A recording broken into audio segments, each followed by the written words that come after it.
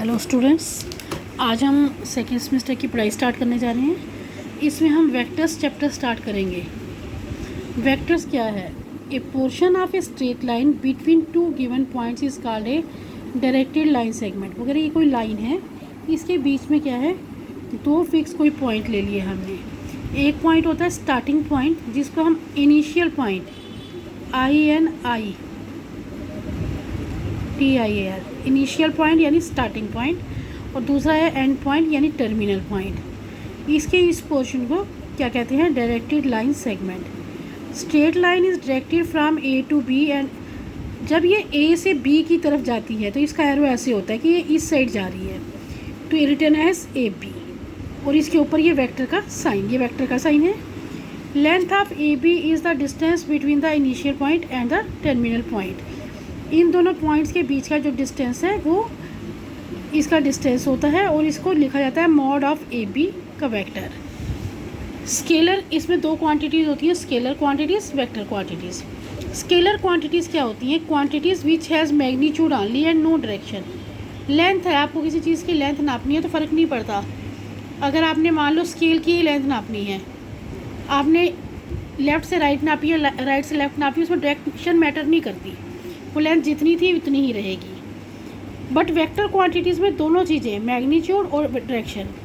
Force, मान लो एक ball कहीं पड़ी है ग्राउंड पे, आपने इसको फोर्स लगाई, ताकत लगाई, ऐसे किया, तो वो किसी ना किसी डायरेक्शन में जाएगी। उसके पास क्या था? मैग्नीट्यूड भी है, डायरेक्शन भी है। तो ऐसी चीज़ें वेक्टर क्वांटिटीज़, यानी इसमें एक चीज़, इसमें दो चीज़ें। A vector is generally denoted by, ये मैंने आपको अभी बता दिया, AB के ऊपर ये साइन होता है। या फिर इसको हम क्या करते हैं, स्मॉल लेटर्स में भी लिखते हैं। स्मॉल लेटर में सिंगल A आ गया ऊपर वेक्टर, या B आ गया वेक्टर। इसमें दो यूज़ होते हैं, इनिशियल पॉइंट और फाइनल पॉइंट वाले। इसमें सिंगल पे यूज़ होता है। अब है magnitude of a vector. The magnitude or modulus. मैंने अभी आपको बताया, यहाँ डिस्टेंस को हम मॉडुलस से भी लिखते हैं। Of a vector AB is the length measured between A and B and is denoted by mod of AB, और अगर आप स्मॉल में नाम दोगे तो ऐसे वेक्टर AB एंड BA। अब वो कह रहे हैं, जब हम डायरेक्शन की बात करते हैं एक वेक्टर में, मान लो मैंने यही लाइन ली थी, A से B की तरफ इसकी डायरेक्शन ऐसे है। जनरली हम बोलते हैं, जैसे मैंने अभी लेंथ की बात की, इसकी लेंथ सेम है, चाहे आप इधर से मेजर करो, चाहे आप इधर से मेजर करो। बट जब हम वेक्टर की बात करते हैं तो वो सेम नहीं है। जब वो इस डायरेक्शन में जाएगा तो AB है, इधर आएगा तो BA है। तो ये होता है AB is equal to minus BA, not BA। Length equal है, बट वो डायरेक्शन इनकी अपोजिट है, इसलिए माइनस लगता है, ठीक है। तो इनका डिस्टेंस सेम रहता है, बट इनकी डायरेक्शन डिफरेंट होती हैं, तो साइन अलग हो जाता है। अब है टाइप्स ऑफ वेक्टर्स, कि कितने टाइप्स के वेक्टर्स हैं। सबसे पहला है नल और जीरो वेक्टर। नल और जीरो वेक्टर हो गया जिसकी कोई भी लेंथ नहीं होगी, यानी वो कह रहे हैं, देखो इसका इनिशियल पॉइंट और टर्मिनल पॉइंट जो है कोइंसाइड करेंगे, यानी सेम होंगे। मान लो यही इसका इनिशियल पॉइंट है, यही इसका टर्मिनल पॉइंट है, तो कहने की बात क्या होगी कि यहाँ पर हम बात कर रहे हैं एक पॉइंट की, उसका ही आपको सब कुछ देखना है। तो इसको डिनोटेड बाय ज़ीरो के ऊपर बार, इसे जीरो वेक्टर कहते हैं, ठीक है। यूनिट वेक्टर, यूनिट का मतलब क्या होता है? 1। A vector whose magnitude is unity, जिसकी लेंथ 1 आएगी, उसे यूनिट वेक्टर कहा जाता है। यूनिट वेक्टर को जनरली ऐसे लिखते हैं, A के ऊपर कैप, ये ध्यान से, मैं थोड़ा सा अलग से बढ़ा, ये ऐसे A, इसके ऊपर ये कैप का साइन है, ठीक है। और इसको पढ़ते भी हैं, and is read as A cap. A cap is equal to vector A upon modulus of vector A। ये है यूनिट वेक्टर का फार्मूला। तो क्योंकि अब जितना ये है उसी का डिस्टेंस निकालना है आपको, तो ये क्या आएगा? Modulus of A is equal to 1 आएगा। यहाँ पर आपको दिया है, ये यूनिट वेक्टर है। अब इक्वल वेक्टर्स क्या होते हैं? Two vectors are said to be equal if they have the same length. अगर उनकी लेंथ सेम है, they same are parallel support. अगर उनके पास क्या है, एक ही सपोर्ट है, या वो पैरेलल, देखो बिल्कुल पैरेलल जा रहे हैं, और एक ही डायरेक्शन में, दोनों का एरो भी इसी साइड है। अगर एक का एरो इधर है, एक का एरो इधर है, तो वो इक्वल नहीं होंगे, क्योंकि उनकी डायरेक्शन उल्टी हो जाएगी। अब है को इनिशियल पॉइंट्स। को इनिशियल पॉइंट्स क्या होते हैं? अब पूरी डेफिनेशन पढ़ने की बजाय मैं आपको समझाती हूँ फिगर से। को इनिशियल वेक्टर्स होते हैं जो एक ही पॉइंट से स्टार्ट होकर एक ही डायरेक्शन में, अब ओ से जा रहे हैं, सबका इनिशियल पॉइंट सेम होना चाहिए। सब ओ से स्टार्ट है, ओ से ए की तरफ, ओ से बी की तरफ, ओ से सी की तरफ। ये है को initial vectors. Like and unlike vectors. Vectors like कब होते हैं? If when they have the same direction. एक ही डायरेक्शन में जब जाते हैं तो लाइक है, और अगर अपोजिट डायरेक्शन में जाते हैं तो वो अनलाइक वेक्टर्स हैं। इक्वल वेक्टर्स जो है वो हमेशा लाइक होंगे क्योंकि वो एक ही डायरेक्शन में होते हैं, बट ये ज़रूरी नहीं है कि लाइक वेक्टर्स जो हैं वो हमेशा इक्वल हों। वो इक्वल हो भी सकते हैं और नहीं भी हो सकते हैं। अब है आपके पास कोलिनियर वेक्टर्स। आपने कोलिनियर पॉइंट्स पढ़ा है जो एक ही लाइन पर होते हैं। अब बात कर रहे हैं कोलिनियर वेक्टर्स की। टू और more vectors are said to be collinear vectors if they are parallel to the same straight line. अब ये और फिर यही से ये इनके बीच में क्या होता है, कोई पॉइंट है बी और ए बी जो है वो एम इंटू बी सी, यानी इसका कोई रेशो होगी। ये इसका हाफ भी हो सकता है, डबल भी हो सकता है, 1/3 भी हो सकता है, कुछ भी हो सकता है। ठीक है, जहाँ पर एम कोई भी कांस्टेंट है, एम इज़ एनी स्केलर्स। अब है कोप्लेनर वेक्टर्स। कोप्लेनर वेक्टर होते हैं जो एक ही प्लेन में होते हैं, इन द सेम प्लेन, उनको हम कहते हैं कोप्लेनर।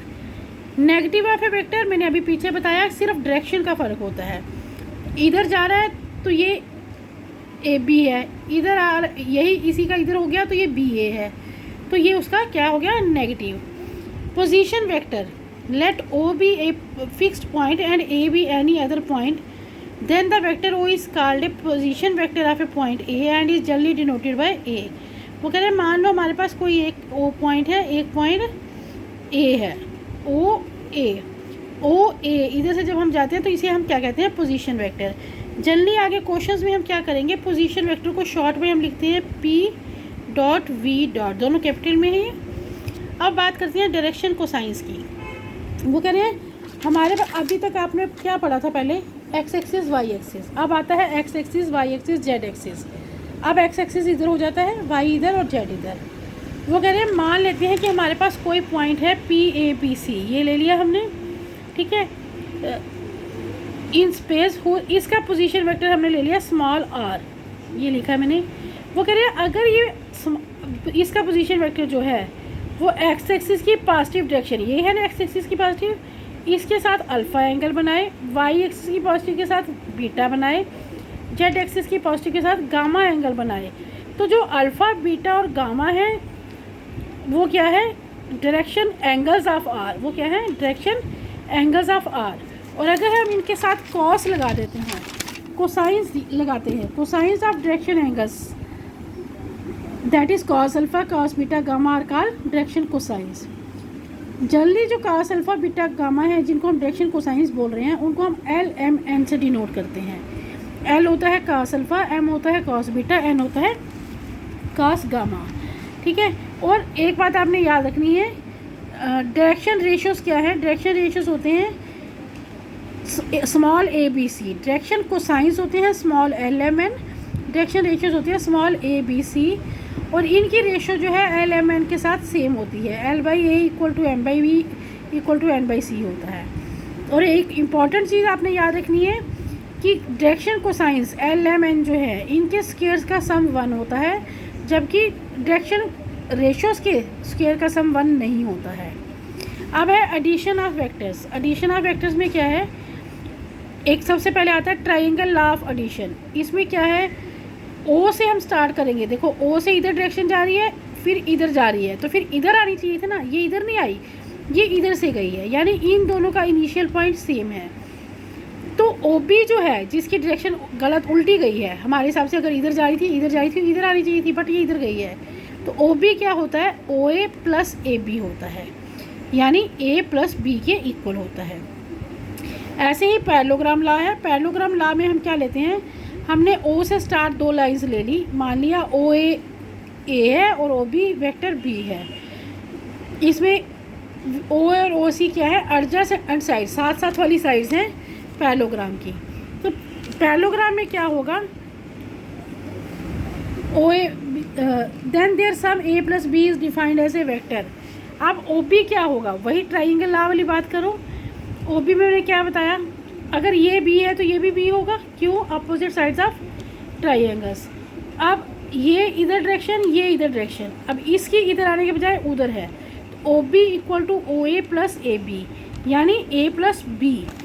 तो अब कहने का मतलब क्या है, इक्विलेंस ये और ट्राइंगल सेम है।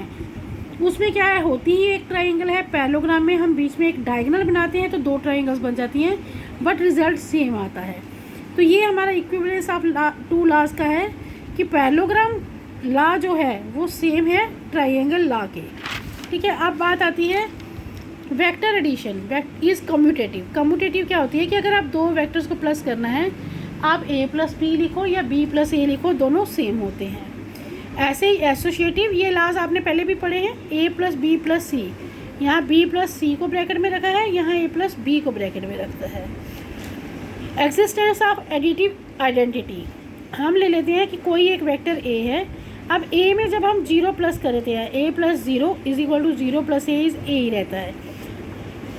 एडिटिव आइडेंटिटी क्या होता है कि जिसके प्लस करने से आंसर में कोई फ़र्क नहीं आता, a था a ही है ना, तो 0 जो है वो इसकी एडिटिव आइडेंटिटी है। Existence of additive inverse, additive inverse क्या होता है, जिसके जोड़ने से आंसर 0 हो जाता है। a प्लस माइनस ए 0 होगा, तो इसका एडिटिव इन्वर्स क्या है, ये आपने छोटी क्लासेस में पढ़ा है, 2 का एडिटिव इन्वर्स, हिंदी में शायद इसको आपने योज्य विलोम पढ़ा है। तो difference of two vectors, difference of two vectors क्या है कि अगर a और b कोई टू वेक्टर्स दिए हैं तो a माइनस बी का मतलब है a plus minus of b, यानी उसकी डायरेक्शन उल्टी हो जाएगी। ठीक है, ज्योमेट्रिकल रिप्रेजेंटेशन, आप अगर इसको ज्योमेट्री में आपने दिखाना है तो एक ट्राइंगल लेके आप दिखा सकते हो। o से दो वेक्टर्स जा रहे हैं, o a o b, initial point same है। ठीक है, अब ये इधर इधर और ये इधर, अब इसमें क्या है, जो दोनों इनिशियल पॉइंट से जा रहे हैं उन दोनों का डिफरेंस जो है वो तीसरी साइड होगी। a माइनस बी को ऐसे करते हैं। अब है multiplication of a vector by scalar. Scalar क्या होता है, कोई भी कांस्टेंट, 2, 7, 9, k, l, m, कुछ भी ले सकते हैं हम उसको। तो वो कह रहे हैं जब हम इसको मल्टीप्लाई किया, चाहे हम मॉड के अंदर मल्टीप्लाई करके तब निकालें या दोनों का अलग अलग मॉड निकाल के मल्टीप्लाई करें, ये इक्वल होता है। अब कुछ प्रॉपर्टीज़ हैं मल्टीप्लिकेशन ऑफ वेक्टर्स की, उसमें क्या है, m of a is equal to a into m। ठीक है, 1 को a से मल्टीप्लाई करो या a को 1 से करो, a ही रहेगा। 0 से मल्टीप्लाई करने पर ये 0 हो जाता है। यहाँ पर है एक वेक्टर को n से मल्टीप्लाई करके आंसर को m से करो, या m में n को पहले मल्टीप्लाई करके a से। ये प्रॉपर्टीज़ आपने छोटी क्लासेस में पहले भी पढ़ी हैं। अब यहाँ ब्रैकेट के बाहर a है, यहाँ ब्रैकेट खोल दी है, सेम चीज़ यहाँ पर है। ये सारी प्रॉपर्टीज़ जो है वेक्टर्स में यूज़ होंगी। आपको ये लग रहा है कि ये चीज़ें जो हैं आपने कुछ पहले पढ़ी हैं, बट ये ध्यान से करना ज़्यादा मुश्किल नहीं है।